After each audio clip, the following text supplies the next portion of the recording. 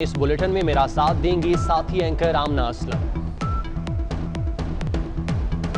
Headlines आपने मुलाहिजा की, bulletin का बाकायदा हैं। सबसे पहले आपको बताएं 1965 की जंग दिफाई तारीख का निरक्षंदा बाब। आज बहादुर सपूतों को खराज तहसीन पेश करने का दिन है। योम दिफा मिली जोशो जज्बे से मनाया जा रहा है। GHQ रावलपिंडी में यादगार शहादा पर तकरीब हुई। Army chief general Qamar Javed Bajwa ने यादगार शहादा पर फूल चढ़ाए। आर्मी चीफ ने फातह खानी भी की।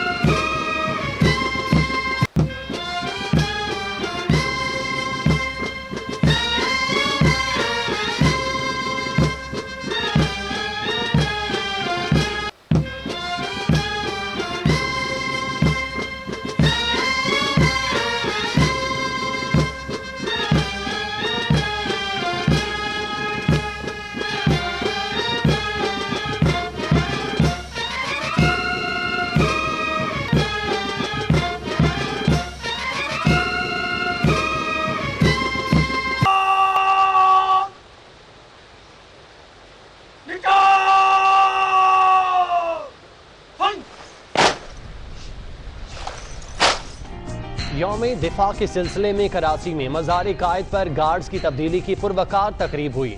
पाक फजाइया के चाको चौबंद दस्ते ने गार्ड्स के फ़राइज़ संभाल लिए। फ़राइज़ संभालने वाले दस्ते में 3 ख़वातीन समेत 46 कैडेट्स शामिल हैं।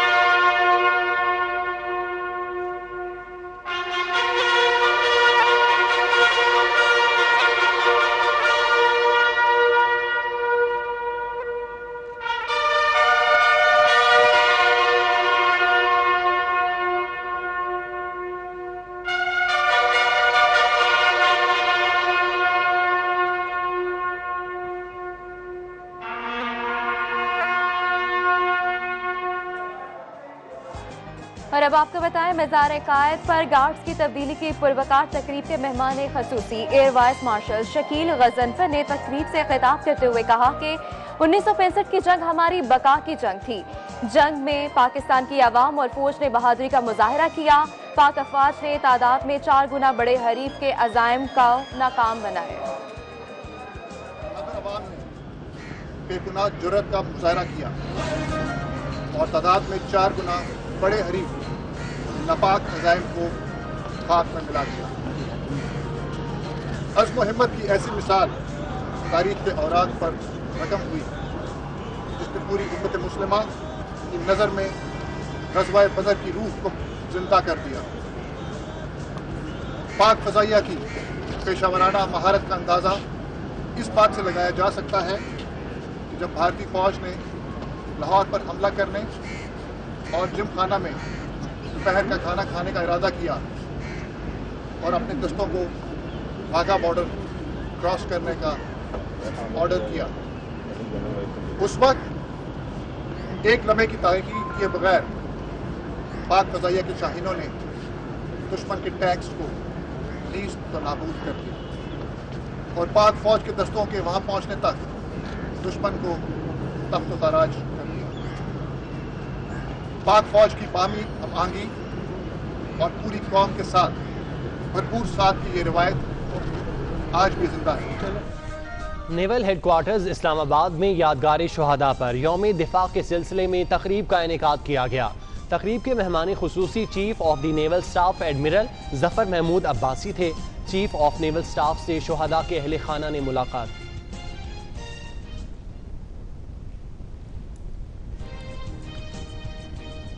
कहकशां को ये जाने राह गुजर तुम्हारे हैं, ये वतन तुम्हारा है, तुम हो पासबां इसके।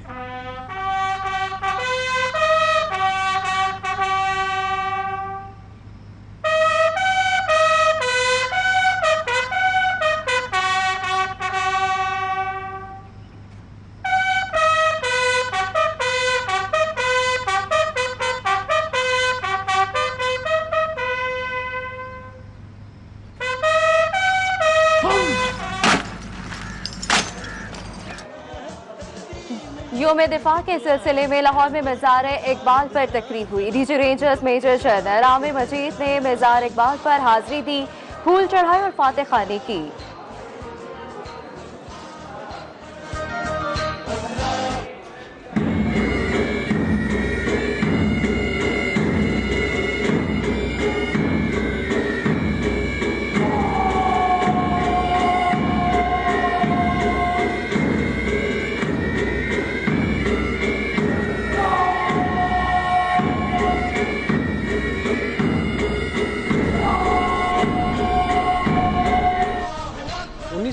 की जंग में पाक फौज ने अपने दुश्मन को कई महाजों पर शिकस्त फाश दी।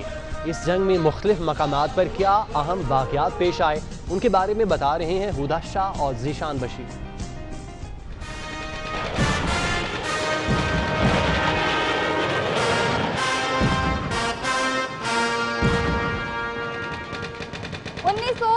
की जंग का आगाज लाहौर से हुआ। दुश्मन गांव बरकी पर कब्जा करके आगे बढ़ रहा था। बीआरबी अगला टारगेट था। मंसूबा यह था लाहौर पर कब्जा करके उसे बाकी जंग के लिए बेस बनाया जाए। इस पेशकदमी को रोकने और दिफा को मुनज़्ज़म करने के लिए पाकिस्तानी फौज को वक्त दरकार था। इसीलिए एक गोरिल्ला ऑपरेशन का सोचा गया जिसने जंग की काया पलट दी। इस कोर की कमांड मेजर जनरल नरेंद्र प्रसाद कर रहे थे। बरकी में घुसकर पाकिस्तानी जवानों ने कमांडर नरेंद्र प्रसाद की गाड़ी पर चुपके से हमला कर दिया, जहां उनका ड्राइवर मारा गया, जबकि नरेंद्र प्रसाद को गाड़ी छोड़कर भागना पड़ा। यही जंग का अहम तरीन मोड़ बन गया। बीआरबी की जानिब पेशकदमी रुकी तो पाकिस्तानी फौज को दिफा मुनज़्ज़म करने का मौका मिला। इसके बाद बीआरबी पर हमले हुए लेकिन कामयाबी न मिली। 6 सितंबर के हमले पर पाक फिजाइया ने फौरी तौर पर काउंटर अटैक की स्ट्रेटेजी बनाई। एयर मार्शल नूर खान ने पठानकोट, आदमपुर, फुलवाड़ा और जामनगर को पहले टारगेट करने का फैसला किया, लेकिन सबसे अहम टारगेट पठानकोट था क्योंकि भारत के जदीद तैयारे वहां खड़े थे।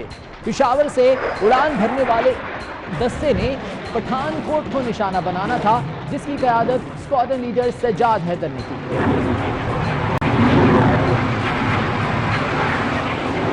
स्क्वाड पहले 11,000 फीट की बुलंदी पर पहुंचा, फिर दरख्तों के लेवल पर आकर भारत में दाखिल हुआ ताकि रेडार से बचा जा सके। इसी मौके पर भारतीय फिजाइया ने फाश गलती की। वजारत दिफा के अहकामात के बावजूद पोस्ट कमांडर ने फिजाई पेट्रोलिंग शुरू नहीं की थी, जिसकी वजह से जब पाकिस्तानी तैयारे पहुंचे तो दिफा के बगैर भारतीय बेस सामने थी। भारत के जदीद तरीन तैयारे तबाह हो गए और फिर पूरी जंग में कहीं भी दिखाई नहीं दिए।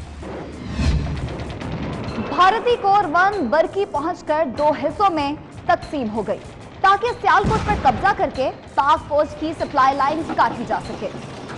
7 सितंबर को भारतीय फौज ने इंतहाई आसानी से सियालकोट पसरूर रेलवे लाइन पर कब्जा कर लिया और सियालकोट सामने मौजूद था। लेकिन यहीं वो गलती कर गए। साफ मैदान में इतनी बड़ी तादाद में फौज और टैंक मौजूद थे कि तमाम पोजीशंस दूर दूर तक आसानी से नजर आ रही। मिट्टी उड़ने से तमाम मूवमेंट भी वाज़ेह थी। पाक फिजाइया ने भारतीय फौज को इंतहाई आसानी से निशाना बनाया, जिससे उनके कदम उखड़ गए। बर्री फौज ने भी सियालकोट में पोजीशन संभाल ली और फिर ऐसी लड़ाई हुई जिससे ये इलाका टैंकों का कब्रिस्तान बना। ये गलती दुनिया भर के फौजी तालीमी इदारों में सबक आमोज कहानी के तौर पर पढ़ाई जाती है। भारत ने 7 सितंबर को जंग का पासा पलटने की कोशिश की। इस मौके पर पाकिस्तान की अहम तरीन एयरबेस सरगोधा को निशाना बनाने के लिए भारतीय फिजाइया के हंटर्स पाकिस्तान में दाखिल। लेकिन यहाँ भी एक नई तारीख रकम हुई। पाक फिजाइया ऐसी किसी मुहिमजोई के लिए तैयार थी। हमले की खबर मिलते ही पाकिस्तानी शाहीन दिफा के लिए आसमान में थे। यहाँ भारतीय फिजाइया पहुंची तो मज़ाहमत शुरू हो गई। इस मौके पर भारतीय स्क्वाड्रन लीडर ने तैयारों को मुड़कर दोबारा हमला करने का ऑर्डर दिया। ये एक गलत पैगाम भारतीय फिजाइया के लिए तबाहकुन साबित हुआ। जी बिल्कुल, 5 तैयारों ने इकट्ठा एक ही जानिब टर्न दिया। इस मौके पर एमएम आलम ने दुनिया की फिजाई तारीख में नया बाब रकम कर दिया। सिर्फ 30 सेकंड में लीडर 5 भारतीय तैयारे मार गिराए और इस पर भारतीय फिजाइया को पसपा होना पड़ा। पाकिस्तानी शहरों और फौजी तंसीबात पर बमबारी के लिए भारतीय तैयारों को एयर सिग्नलिंग सिस्टम दवारका में नस्ब था। पाकिस्तान नेवी ने दवारका में रेडार सिस्टम तबाह करने और मुंबई तक हमले की राह हमवार करने के लिए ऑपरेशन दवारका किया। कराची से 200 किलोमीटर दूर 7 सितंबर को अंधेरे में PNS Babur, PNS Khaibar, PNS Gadar, PNS Jahangir, PNS Alamgir, PNS Shahjahan और पीएनएस टीपू सुल्तान रवाना हुए। 8 सितंबर को दवारका में लगा सिस्टम तबाह किया, जबकि भारतीय नेवी को भी भारी नुकसान पहुंचाया। इस कामयाबी के बाद भारतीय फजाइया की इस्तिताअत महदूद हो गई। इस हमले ने भारतीय वजारत दिफा की जहकाखेज मंसूबाबंदी का पोल खोला, जिसके बकौल उन्होंने बहरी जंग की मंसूबाबंदी नहीं की थी। कराची में यौम दिफाए पाकिस्तान के मौके पर पाकिस्तान मैरीटाइम सिक्योरिटी एजेंसी की तरफ से शुहदा को खिराज अकीदत पेश करने के लिए तकरीब का इनेकाद किया गया। Director general PMSA commodore Jawad Ahmed Qureshi ने यादगार शुहदा पर फूल चढ़ाए। शुहदा के दर्जात की बुलंदी के लिए दुआ की गई। इस मौके पर परचम कुशाई भी की गई। कराची में यौम दिफाए पाकिस्तान के मौके पर पाकिस्तान मैरीटाइम सिक्योरिटी एजेंसी का शुहदा को खिराज अकीदत।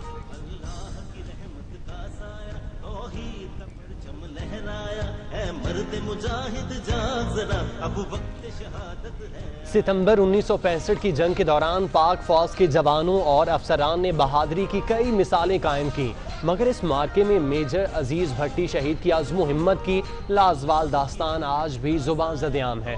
ये रिपोर्ट देखिए। वो वक्त सोचिए कि जब गोला बारूद की बारिश चारों तरफ जारी हो, ऐसे में आपको कहा जाए कि किसी महफूज मकाम पर मुंतकिल हो जाए, तो जवाब दिया जाए कि इस वक्त इस मुल्क की हिफाजत मेरी जान से ज़्यादा ज़रूरी है। ऐसे मर्द मुजाहिद का नाम था मेजर अजीज़ भट्टी शहीद। 6 सितंबर 1965 को बुज़दिल दुश्मन ने अर्ज़ वतन पर शब खून मारा तो मेजर अजीज़ भट्टी ने कमाल महारत और अस्करी सलाहियतों का मुजाहरा करते हुए दुश्मन को आगे बढ़ने से रोक दिया। 5 दिन और 5 रातों तक इस BRB नहर पर 17 पंजाब रेजिमेंट के 28 अफसरों ने मेजर अजीज़ भट्टी की सरबराही में दुश्मन के हर हमले को नाकाम बनाया। 11 सितंबर की सुबह BRB के मगरबी किनारे पर खड़े होकर मेजर अजीज़ भट्टी पेशकदमी करते हुए भारतीय टैंकों और फौज पर गोलाबारी करवाते रहे। जंग के दौरान मेजर अजीज़ भट्टी ने एक सूबेदार से पूछा कि मेरा हाथ देखकर बताओ कि मेरी किस्मत में शहादत है या नहीं। सूबेदार ने हाथ देखा और कहा कि शहादत तो है, लेकिन मालूम नहीं कब। मेजर अजीज़ भट्टी ने जवाब दिया कि मैं जानता हूँ कि मेरी शहादत बहुत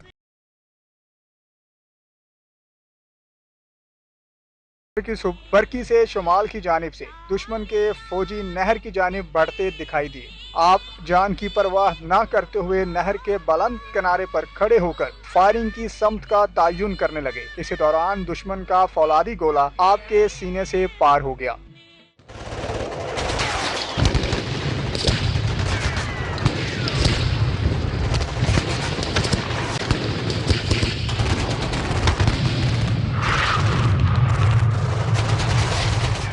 छब्बीस सितंबर 1965 को सदर मुमलिकत अयूब खान ने बहादुरी के आला कारनामे सर अंजाम देने पर पाक फ़ौज के 94 अफसरों और जवानों को मुख्तलिफ एवार्ड्स और एजाज़ात से नवाजा, जिसमें सबसे आला तमगा निशान हैदर था जो मेजर अजीज़ भट्टी को अता किया गया।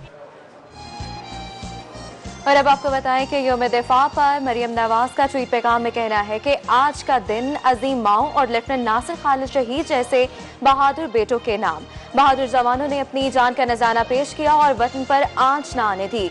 आप जिंदा हो और आप जिंदा रहेंगे, हम सब आपको सलाम करते हैं। तो आपको बता रहे हैं यौम दिफा पर मरियम नवाज का ट्वीट पैगाम में कहना है कि आज का दिन अजीम माओ और लेफ्टिनेंट नासिर खालिद शहीद जैसे बहादुर बेटों के नाम।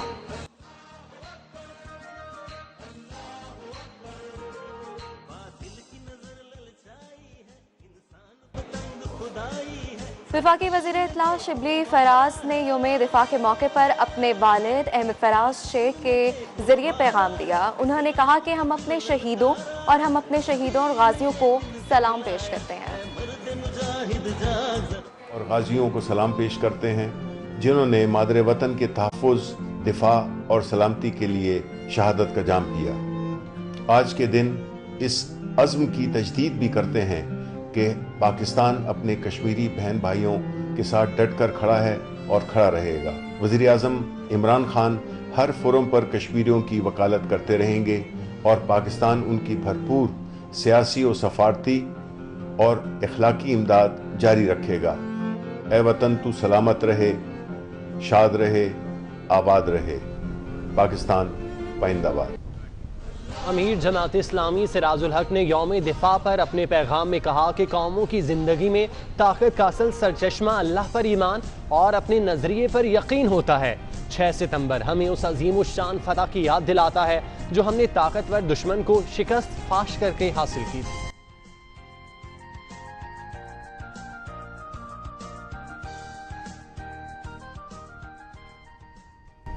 1965 की जंग में दुनियापुर के बहादुर सपूत लांस नायक शेर बाज ने भी जामे शहादत पाया। चंद जोड़ियां सेक्टर पर जख्मी हुए, तिब्बी इमदाद के लिए ले जाया जा रहा था कि दुश्मन के फजाई हमले में शहीद हो गए। मजीद तफसीलात जानते हैं, याकूब ताहिर हमारे साथ मौजूद हैं। जी याकूब, बताइएगा। मैं इस वक्त ज़िला लोधरा की तहसील दुनियापुर के नवाही चक्कर नंबर 325 WB में मौजूद हूँ। यहाँ पर भी जो है एक शहीद का घर है जो कि 1965 की जंग में शहीद हुए थे। शहीद की जो मौत है वो कौम की हयात है। मैं इस वक्त उस शहीद के घर पर मौजूद हूँ। यहाँ पर उनका बेटा मेरे साथ मौजूद है। मज़ीद उन्हीं से जानते हैं कि वो इसके बारे में क्या बताते हैं कि जब इनके वालिद साहब महाज जंग पर गए थे तो इनकी उम्र क्या थी और क्या क्या कर गए थे आखिरी बार वो। मेरे वालिद साहब सन 65 की जंग में शहीद हुए थे। मेरी उम्र उस वक्त तो मैं 1 माह बाद में पैदा हुआ था। मेरा भाई जो था 1 साल का था। तो उस वक्त हम मंगला डैम से शिफ्ट होकर यहाँ आ रहे थे कि यहाँ ज़ेर तमीर मकान मेरे वालिद साहब काम कर रहे थे। तो इधर से कॉल आई कि जंग शुरू हो गई। मेरे वालिद साहब महाज पे चले गए। शमजोड़ियाँ गुजरात का एक बार्डर है, वहाँ पर मेरे वालिद साहब जाकर जंग में शामिल हुए। तो हमें उधर से कॉल आ गई कि हमारे वालिद साहब शहीद हो गए हैं। इनका यही कहना है कि मेरे जो बच्चे हैं वो भी इंशाअल्लाह ताला पाकिस्तान आर्मी में जाएंगे और इस मुल्क की खिदमत करेंगे। और अब आपको बताएं 6 सितंबर 1965 को दुश्मन की आंखों में आंखें डालकर मादे वतन की दिफा करने वालों के लिए अगले मोर्चों पर लड़ने वाले गाजी इत्तेफाक ने जुर्रत और बहादुरी की अजीम दास्तान रकम कर दी। मज़ीद तफसीलात जान लेते हैं जाहिद इकबाल राना से जो इस वक्त मौजूद हैं गाजी इत्तेफाक के साथ। जी जाहिद, बताइएगा इस दिन के हवाले से गाजी इत्तेफाक का क्या कहना है। 1965 को मकार भारत ने वतन अजीज पर हमला किया तो अफवाज पाकिस्तान के बहादुर सपूतों ने न सिर्फ दुश्मन का डट कर मुकाबला किया बल्कि ऐसा दफा किया कि जिसको दुनिया आज भी याद करती हैं। और आज 6 सितंबर का जो दिन है यौम दिफा भरपूर तरीके से मनाया जा रहा है। और आज के दिन के हवाले से शहर भर में जो शोहदा हैं 1965 के, उनको खराज अकीदत पेश किया जा रहा है। और अभी भी इस वक्त मैं शहीदों और गाजियों के घर में मौजूद हूँ। मेरे साथ गाजी इत्तेफाक साहब हैं जिन्होंने 1965 की जंग खुद लड़ी है। इसी हवाले से उनसे बात करते हैं। मैंने और मेरे बड़े भाई ने 1965 की जंग लड़ी है।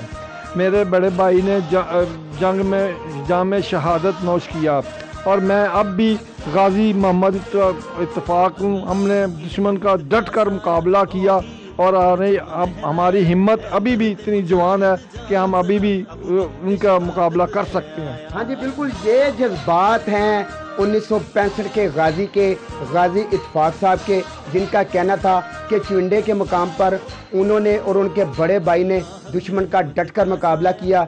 जंग के दौरान उनके बड़े भाई ने जामे शहादत नोश किया, जबकि जो गाजी इत्तेफाक हैं वो जंग के गाजी हैं और आज भी उनके हौसले बुलंद और जवान हैं। आज 6 सितंबर के दिन को भरपूर तरीके से मनाया जा रहा है। शहर भर में तकरीबात का सिलसिला भी जारी रहेगा, जबकि आज के दिन के हवाले से शहर भर में बड़ी बड़ी रैलियां भी निकाली जाएगी। रैलियों में जो अफवाज पाकिस्तान के शोहदा हैं उनको ज़बरदस्त खराज अकीदत पेश किया जाएगा। जी जाहिद, बहुत शुक्रिया हमें अपडेट करने के लिए। बुलेटिन में खबरों का सिलसिला जारी रहेगा, लेकिन एक ब्रेक के बाद। 6 सितंबर पाक अफवाज की शुजाअत का दिन है। पाक अफवाज ने दुश्मन के नापाक अज़ाइम खाक में मिलाए। सियालकोट में चविंडा के मुकाम पर दुश्मन टैंकों के साथ हमलावर हुआ, लेकिन पाक अफवाज और सियालकोट की गयूर अवाम ने दुश्मन को पिसपाई पर मजबूर कर दिया। रिपोर्ट कर रही है मोहम्मद इशफाक। तो चश्मे फलक ने देखा कि चविंडा के जवान वतन की मोहब्बत में सरशार होकर सीनों से बम बांधकर भारतीय टैंकों के आगे लेट गए। एक के बाद एक भारतीय टैंकों के परखचे उड़ने लगे। पाक फौज के शाना बशाना सियालकोटी शहरियों ने दुश्मन के ऐसे दांत खट्टे किए कि बुज़दिल दुश्मन ने भागने में ही आफियत जानी। यही नहीं, जाते हुए अपने 40 टैंक इबरत के लिए पाकिस्तान में ही छोड़ गए। इनमें से एक टैंक यादगार शोहदा, जबकि कुछ शहर के दीगर इलाकों चविंडा चौक, सियालकोट किला वगैरह में नस्ब हैं, जो आने वाली नस्लों को बुज़दिल भारतीय फौज की शिकस्त की दास्तान सुनाते नजर आते हैं। चविंडा शहर में मौजूद यादगार शोहदा में हर साल यौम दिफा के मौका पर तकरीब मुनक्कद की जाती है और अर्ज़े पाक के लिए जानों के नजराने पेश करने वाले शोहदा को खराजे अकीदत पेश किया जाता है। 6 सितंबर 1965 को फरजंदाने सरजमीन ने पूरी दुनिया पर यह साबित कर दिया, काफिर हो तो करता है शमशीर पे भरोसा, मोमिन हो तो बेतेग भी लड़ता है सिपाही। कैमरामैन अजहर सदीक के साथ मियां मोहम्मद अशफाक, 24 न्यूज़, सियालकोट। जंगे सितंबर में द्वारका ऑपरेशन के जरिए लगने वाले जख्म भारत आज तक नहीं भूला। पाक बहरिया के शेर दिल जवान 350 किलोमीटर तक दुश्मन के इलाके में घुस गए थे। तफसीलात देखिए समर अब्बास की इस रिपोर्ट। ऑपरेशन द्वारका 65 की जंग में भारत की शिकस्त का दूसरा नाम है। जंग में कश्मीर और पंजाब के मुख्तलिफ मुहाजों पर जब बरी और हवाई फौज दुश्मन के खिलाफ बरसरे पैकार थी, ऐसे में 7 और 8 सितंबर की दरमियानी शब पाक बहरिया के जंगी बहरी जहाज़ों के जरिए इस मुनफरिद और तबाहकुन ऑपरेशन की शुरुआत की गई, क्योंकि भारत से उड़ने वाले जंगी जहाज़ों को द्वारका रडार से कंट्रोल किया जाता था। पाक बहरिया के जंगी बहरी जहाज PNS बाबर, खैबर, जहांगीर, आलमगीर, शाहजहां और टीपू सुल्तान ने भारत की जानिब रख्ते सफर बांधा। दुश्मन पर हैबत तारी करने के लिए गहरे समंदर में 400 फीट की गहराई में 50 किलोमीटर फी घंटा की रफ्तार के हामिल सब मैरीन PNS गाजी भी दुश्मन मुल्क की बंदरगाह की जानिब रवाना हुई। पाक बहरिया के जंगी बहरी जहाज़ों की तोपों के दहानों पर सबसे पहले भारतीय हाई फ्रिक्वेंसी डायरेक्शन रेडार आया, जिसको मुकम्मल तौर पर तबाह कर दिया गया। अगला निशाना भारतीय नेवल एयर स्टेशन और लाइट हाउस बने।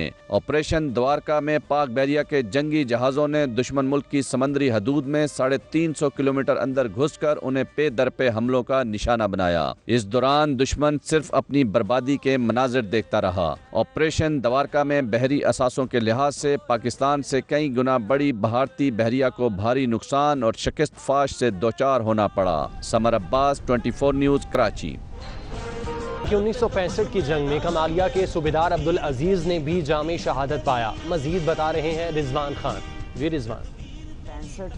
1965 में भारतीय सूरमाओं की जानब से बैनुल-अक़वामी हदबंदी की खिलाफ वर्जी करते हुए रात की तारीकी में लाहौर शहर पर हमला कर दिया गया, जबकि पाकिस्तानी फ़ौज सीसा पलाई दीवार बनकर भारतीय सूरमाओं के सामने डटकर खड़ी होगी। जिस सिलसिला में अब्दुल अजीज़ शहीद, जिनका ताल्लुक कमालिया से था, उन्होंने 6 सितंबर 1965 की जंग में जामे शहादत नोश किया, जिनकी जो है आज बरसी अक़ीदत व एहतराम के साथ मनाई जा रही है। मेजर अजीज़ भट्टी के करीबी साथी और उनके रैंक में अब्दुल अजीज़ शहीद भी थे, जो काम कर रहे। बात भी करेंगे उनके लवाकीन हमारे साथ।